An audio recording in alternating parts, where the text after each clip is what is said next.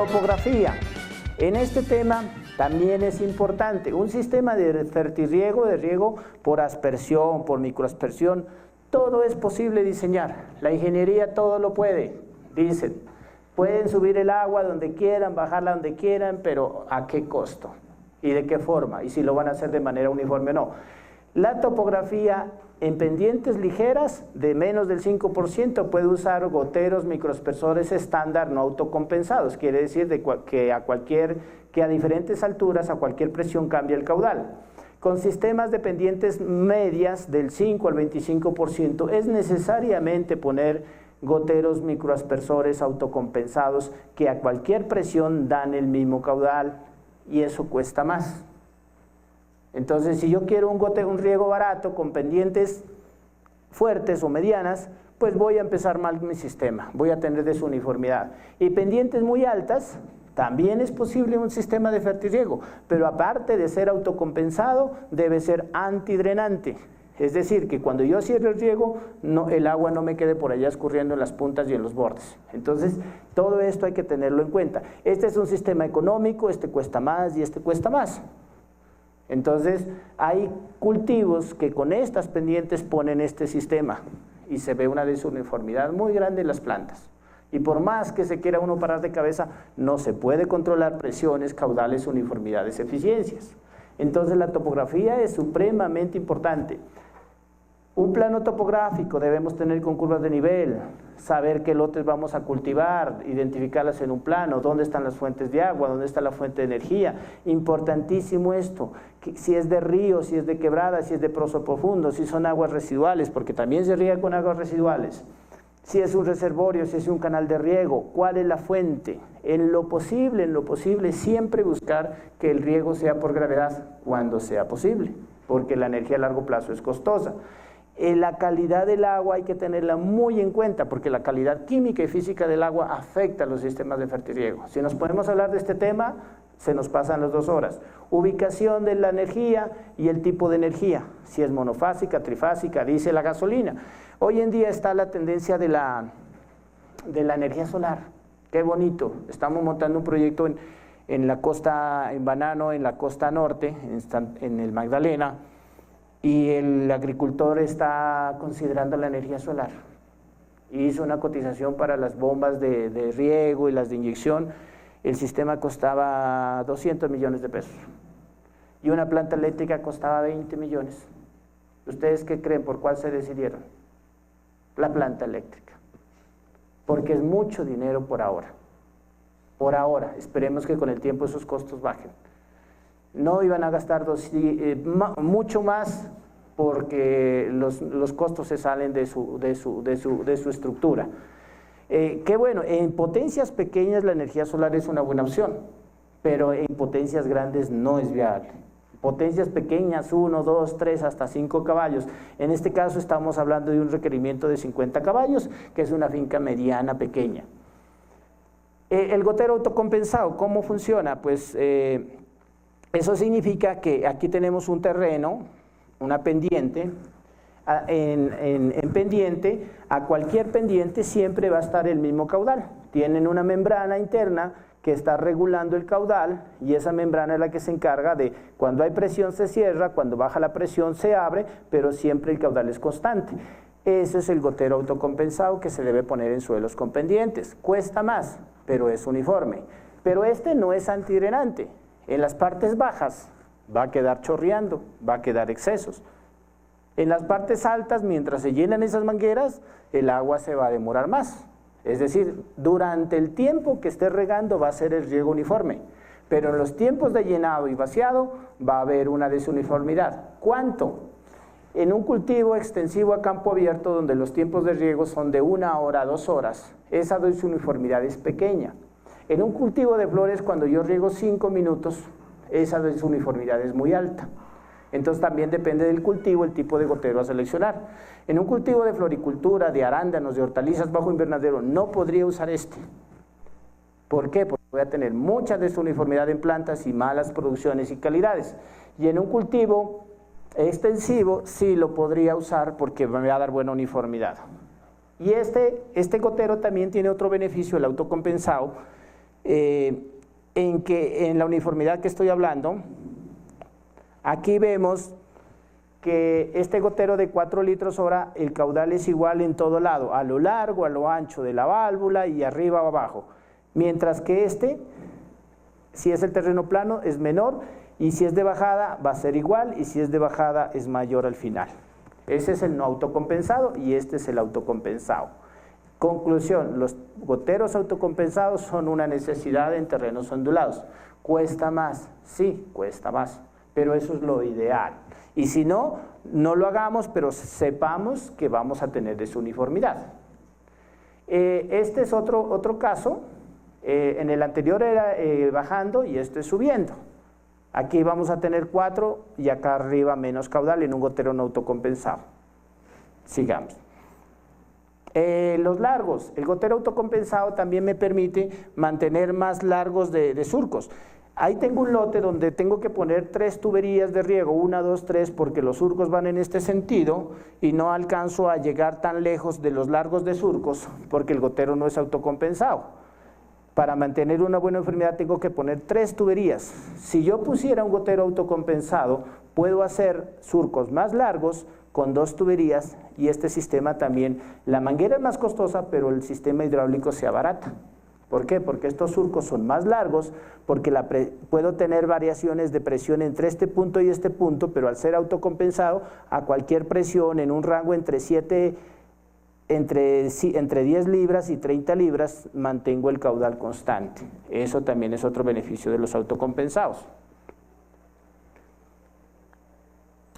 Y luego viene el antidrenante. Antidrenante es que el sistema siempre está cerrado, sellado, que no se vacía las mangueras después del riego. ¿Qué sucede? Este es un terreno en pendiente, a toda hora está goteando porque es autocompensado. Cuando el sistema cierra, si no fuera autocompensado, antidrenante se vacía. No es antidrenante, se vació y acá voy a tener exceso de humedad. No antidrenante. Cuando el sistema es antidrenante, cuando está regando, todo el tiempo está regando. Cuando el sistema se cierra, aquí se va a bajar la presión, todos los goteros dejan de gotear al tiempo y eso se llama uniformidad. Ahora, este autocompensado, este es otro en terreno plano, ahí está el llenado y ahí está, cuando no es antidrenante, aquí va a recibir agua y aquí menos agua por el llenado. Y cuando es antidrenante, cuando se apaga el sistema, este es no antidrenante, cuando el sistema se apaga, primero cuando riega, todos empezaron a gotear porque está lleno. Y cuando se apaga, todos dejaron de gotear, aquí se va a apagar, todos dejan de gotear al mismo tiempo porque la manguera está llena y el gotero es autocompensado y antidrenante. Les decía que ese autocompensado antidrenante es hasta cierto nivel. Hay modelos de goteros que con 1,5 metros de desnivel ya se abren y otros goteros que con 2,5 metros, 2,5 metros de desnivel ya se abren. ¿Qué se abren? Que ya no son antidrenantes. Conocí un cultivo de flores, unas bajaditas lo más de lindas hacia abajo, tenía buena vista y todas las mangueras de goteo y los surcos los hicieron de bajada y pusieron una manguera autocompensada antidrenante. La manguerita costó la bobadita de 1.000 millones de pesos, era una finca grande, de 2 hectáreas tal vez, y todos contentos que es autocompensado antidrenante, pero entre arriba y abajo habían hasta 7, 8, hasta 10 metros de desnivel. Entonces no había tal antidrenante. Después de 1,5 metros todos los goteros se empezaban a drenar. Conclusión, abajo camas encharcadas, suelo saturado, plantas pequeñas y arriba en la mitad bien y arriba mejores. ¿Qué pasó? Que hubieran podido poner un gotero solo autocompensado con la mitad del precio, pero esa no era la idea. ¿Cuál fue el problema ahí? Muchos. El del invernadero dijo, las naves para mí instalar, pongámosla de bajadita. Eso me queda fácil la instalación. El del riego dijo, no, yo ya vendí la manguera, allá miren cómo la instalan. Y años después nos dimos cuenta del problema. ¿Por qué? Porque se hizo una evaluación y esto porque no funciona. Son grandes errores que están pasando. ¿Por qué? Porque esos autocompensados más de 1,5 metros ya no son antidrenantes. Eso es lo que pasa con goteros. La textura del suelo es de los factores más importantes en cualquier diseño de sistema de riego. Los profesores tanto que nos hablan de textura y nosotros ni le ponemos atención. Pero en el campo sí que lloramos con esto. Que el suelo se inundó, que el suelo se agrieteó, que la consistencia, que las fuerzas de cohesión, adhesión, que la infiltración. Cuando ustedes estén en la clase en la universidad, eso pasan esos temas por encima. Y cuando ustedes van al campo, a llorar con esos problemas, porque son problemas bien complejos los que pasan. En suelos arcillosos, francos y arenosos, en cualquier tipo de suelo se puede poner sistemas de riego, pero se deben diseñar para cada suelo. Ahora vamos a ver cuándo. Una cosita muy bonita que en la universidad nos enseñaban y que nos daba mareos y hasta náuseas, eran las pruebas de infiltración, los anillos infiltrómetros, y hacer una curvita que se llama el ensayo de infiltración. Hay un modelo que es Kostiakov, unos anillos infiltrómetros, y yo decía en la universidad, ¿y eso para qué me sirve? ¿Y eso para qué será? Como 10 años después me di cuenta para qué servía. Resulta que la velocidad de infiltración en el suelo, después de hacer un ensayo de infiltración, primero es muy alta y con el tiempo se estabiliza. Y cuando se estabiliza se llama infiltración básica. La infiltración básica es la máxima capacidad que tiene un suelo para recibir el agua de un sistema de riego. Es decir, que el sistema de riego tiene que tener una precipitación menor que la infiltración básica para que el suelo no se sature, no haya escurrimiento, no haya lavados, no haya lixiviación y otros cuantos problemas. Las texturas arenosas tienen una infiltración básica alta, las texturas francas media y las texturas arcillosas una infiltración muy baja. Entonces, los sistemas de riego deben diseñarse para que el caudal del sistema sobre el área, se llama la precipitación del sistema, sea menor a la infiltración básica. ¿Cómo conozco la infiltración básica de mi suelo? Lo mejor, hacer ensayos de infiltración, pruebas de infiltración. Y si no los hace, al menos busque literatura en la zona, en la región, qué velocidades de infiltración son más o menos parecidas. Y este ensayito es el que se hace en las pruebas de infiltración. Este es un ensayo en un suelo 95% arenoso y la infiltración básica dio 600 milímetros por hora. ¿Qué pasó? ¿Por qué dio tan alta? Aquí estamos hablando de 60. Porque el ensayo se detuvo en el minuto 100, que en 2 horas se hizo el ensayo y no había alcanzado la infiltración básica. Este ensayo fue erróneo porque tenía que hacerse mínimo 3 o 4 horas de ensayo porque cuando íbamos por aquí se detuvo el ensayo.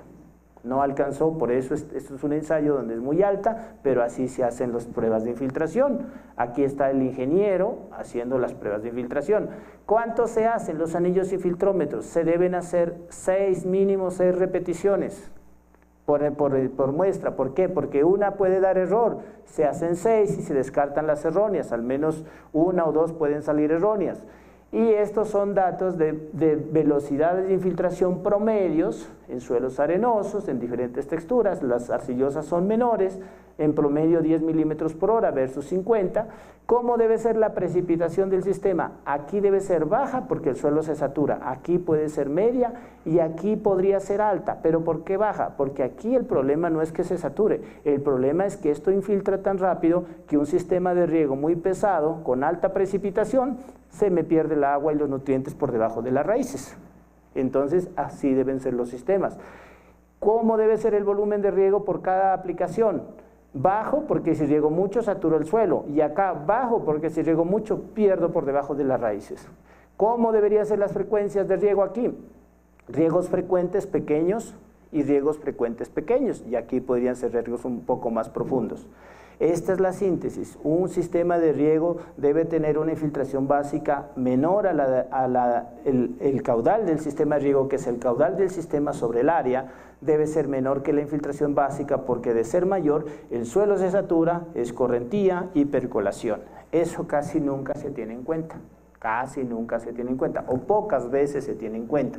Y ahí empiezan los problemas de los sistemas de riego. Les cuento un caso, aquí entre nosotros. Un sistema de riego por goteo en la sabana, Flores, 10 hectáreas, montado el año pasado, está fresquito, costó 30 millones de pesos por hectárea, por 10, 300, no es nada despreciable ese valor. Suelo arcilloso, muy arcilloso, Tocancipá, ya les digo, no les digo el nombre de la finca,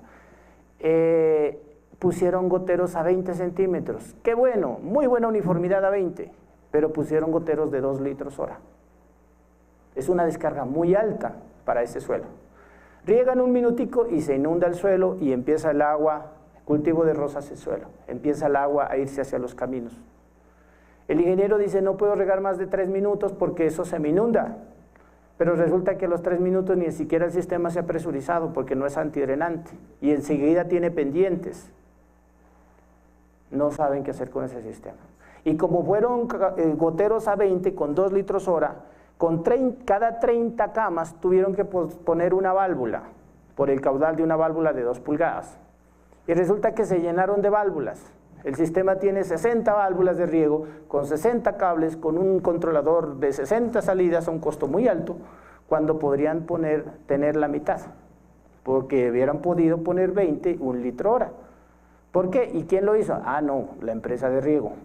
Porque el ingeniero agrónomo seguramente, o el jefe, o el técnico, o el que estuvo ahí, no conocía el tema de la infiltración, o de pronto ni siquiera participó del proyecto. A él le dijeron, eso ya está contratado y se va a montar. Esos son problemas reales que están sucediendo. Yo diría que eso debería suceder hace 30 años, pero no, eso fue reciente y sigue sucediendo. Claro que la empresa de riego todavía no sabe que tienen ese problema, no lo han descubierto. El ingeniero sí ya sabe que es ese problema. Entonces la textura de suelo define la distancia entre goteros, ahora les explico por qué, el caudal de goteros o microespesores, el número de mangueras y el manejo del sistema de riego. Esta textura de suelo es lo más importante que hay en un sistema de riego. Siguiente factor, disponibilidad de agua. ¿De qué hablamos de riego si no hay agua? Esa es la primera preocupación que tenemos que ver. ¿Dónde la tenemos? ¿Qué volumen tenemos? Les hablaba en alguna ocasión, hay un proyecto que estamos haciendo de un sistema de riego en el Magdalena Medio, es una plantación de 1.200 hectáreas, tenemos ya un ensayo ahí de 3 hectáreas de goteo, pero ese sistema de riego, 1.200 hectáreas, necesitamos una buena cantidad de agua, es una evapotranspiración promedio de 5 metros cúbicos, de 5 milímetros día, son 50 metros cúbicos de agua por día por 1.200, no sé cuántos litros de agua, metros cúbicos de agua, pero es mucha agua. En 3 meses de invierno llueve lo que quiera, y durante 6 meses o otros 3, 4, 5 meses no llueve nada. Y no hay agua. En esos 3 meses de verano, hasta 4 meses ha pasado, no hay agua. No hay agua. No hay la viabilidad de pozos a un costo muy alto, pero en los 3 meses o 4 meses que llueve, atajen el agua por un lado y otro.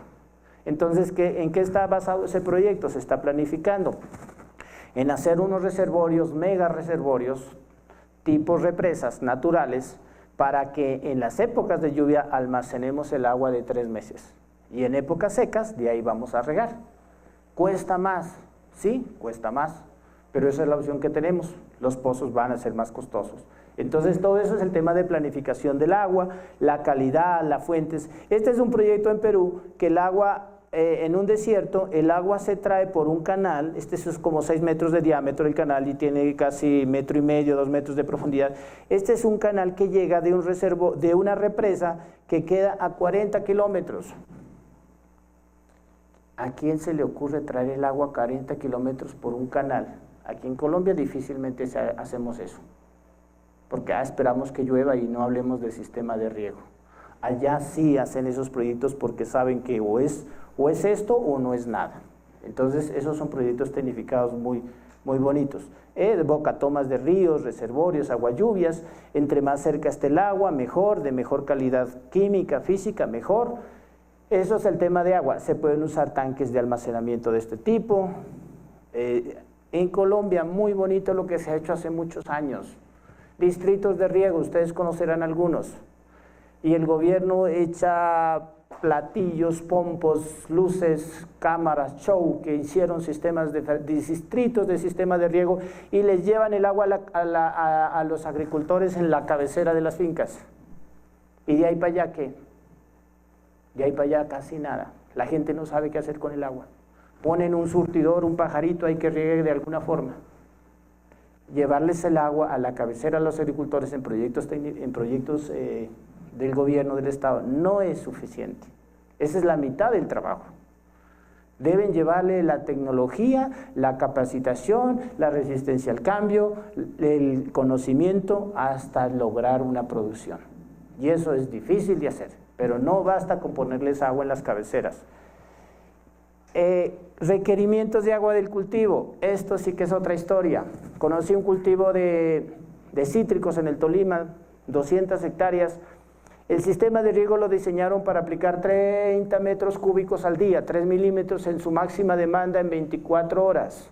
Esa es la capacidad del sistema. Y resulta que el limón, cuando está en su máxima etapa de desarrollo, tiene un coeficiente de cultivo que, según la FAO, porque lo vamos a buscar aquí, no lo encontramos.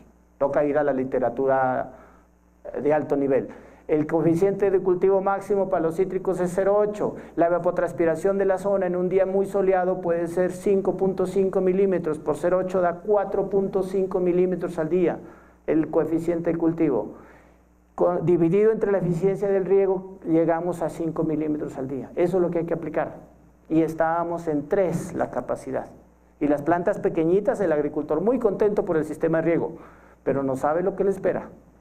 Que cuando las plantas están adultas, ni día y noche va a poder darle la cantidad de agua que necesita el cultivo. ¿Por qué? Porque no se calculó el requerimiento del agua. ¿Cómo se hacen los diseños de sistemas de fertirriego? Calcular el máxima demanda en su máximo consumo, en la máxima condición crítica de evapotranspiración. Ahí se deben hacer los diseños. Y la jornada de riego, ni hablar. Decir que regamos en 24 horas es mentira. Lo ideal es regar en 12 horas y como máximo 18. En el cultivo de un cultivo grande de Perú se hizo unos diseños de un sistema de riego en aguacate donde se regaban 18 horas. Luego en otra etapa se diseñó en 15 y en otra etapa en 12. A través de los años se dieron cuenta que el que se regaba en 12 horas producía más. ¿Por qué? Porque la eficiencia del agua y los nutrientes regando durante el día, durante el momento en que la planta trabaja, es muy superior. Entonces, eso se llama diseño agronómico.